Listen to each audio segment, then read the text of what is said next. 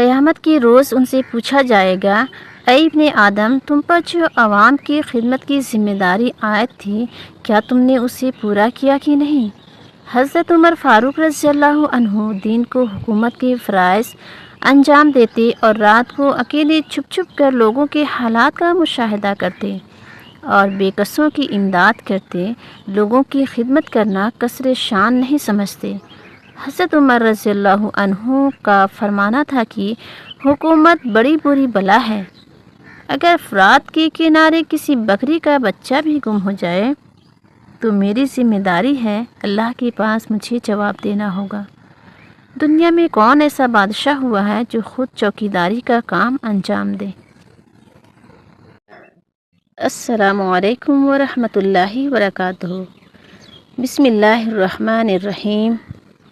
حضرت عمر رضی اللہ عنہ بادشاہ وقت تھے، لیکن پیوندار کپڑے پہنے حکومت کی۔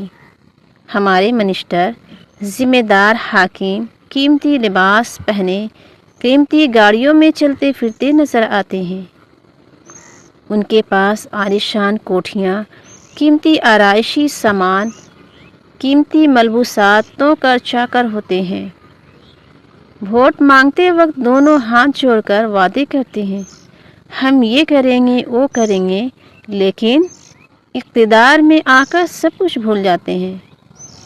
سورہ بنی اسرائیل میں اللہ سبحانہ تعالیٰ ارشاد فرماتے ہیں، عہد کی پابندی کرو، بے شک عہد کے بارے میں تم کو پوری جواب دہی کرنی ہوگی۔ ایک شب حضرت عمر رضی اللہ عنہ گشت کر رہے تھے، ایک بدوی کے خیمے کی طرف سے گزر ہوا۔ خیمے سے رونے کی آواز آئی۔ بدوی سے پوچھا، رونے کی کیا وجہ ہے؟ بدوی نے کہا، اس کی بیوی کو درد سے ہو رہا ہے۔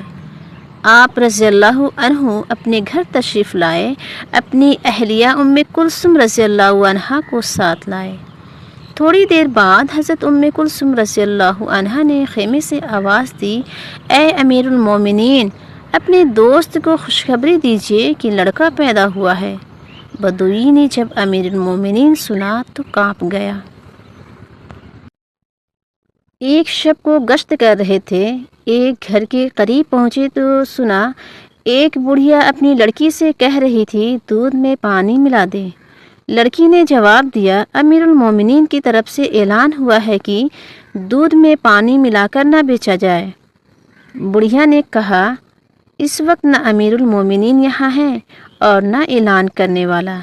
لڑکی نے کہا، اگر وہ یہاں نہیں ہیں اور اگر نہیں دیکھتے ہیں مگر اللہ تعالیٰ تو دیکھتا ہے۔ آپ نے سنا تو وہ بہت خوش ہوئے اور غلام سے فرمایا، اس مکان پر کوئی نشان بنا دو۔ دوسرے دن ایک شخص کو وہاں بھیجا اور اپنے صاحبزادے کے لیے پیغام دیا اور فرمایا، اس نکاح میں برکت ہوگی۔ حضرت فاروق اعظم رضی اللہ عنہ دن کو تنہا مدینہ کی گلیوں میں پھرا کرتے تھے۔ ایک درہ ہاتھ میں ہوتا تھا، راستے چلتے چلتے کوئی مجرم قابل سزا مل جاتا تو وہیں درے سے سزا دیتے۔